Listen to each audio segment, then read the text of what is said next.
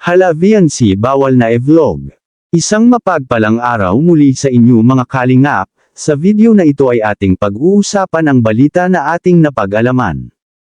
Kay laki na talaga ng pinagbago ng buhay ni VNC sa ngayon, dating naglalabada pero ngayon ay grabe sobrang sikat na, at pinagpala dahil sa kalingap. Mula nang mailapit ni Dr. Love si VNC kay Kalingap Rab ay unti-unti na bago ang kanilang buhay, pati ang buong pamilya ni VNC ay nakatikim ng kaginhawaan.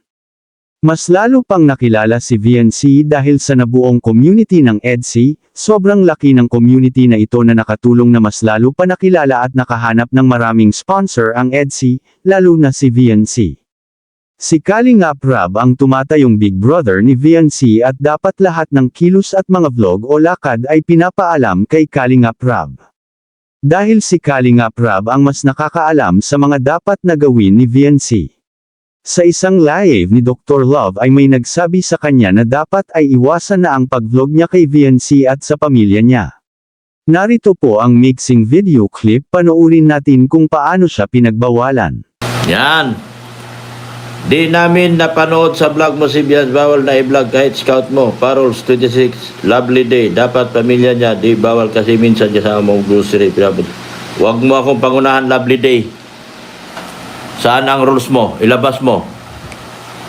Ilabas mo yung rules mo at ilabas ko yung rules ko. Lovely day. Huwag mo akong pangunahan kung ano ang ginagawa ko. Akong masusunod dahil channel ko to.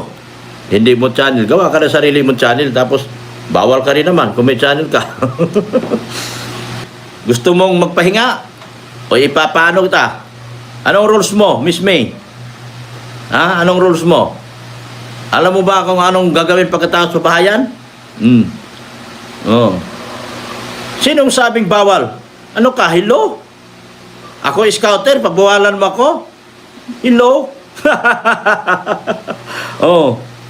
Hello ka, May? Huwag ka huwag ka makialam sa akin. Oh, anong gusto mong respeto? Ha? Gusto mo bagoong lang ako lagi, ikaw na lang magkarne. Ano, May? Gusto mo bagoong lang ako lagi, ikaw magkarne. Kumakain din akong karne Oh, di ba? Ang bihira ka, gamitin mo utak mo. Huwag mo akong pasundin sa'yo. Malabo yan. Alam ko ang rules. Alam ko saan ko nakatindig. Anong masasabi niyo tungkol dito mga kalingap? Please comment down below. Ingat palagi and to God be the glory.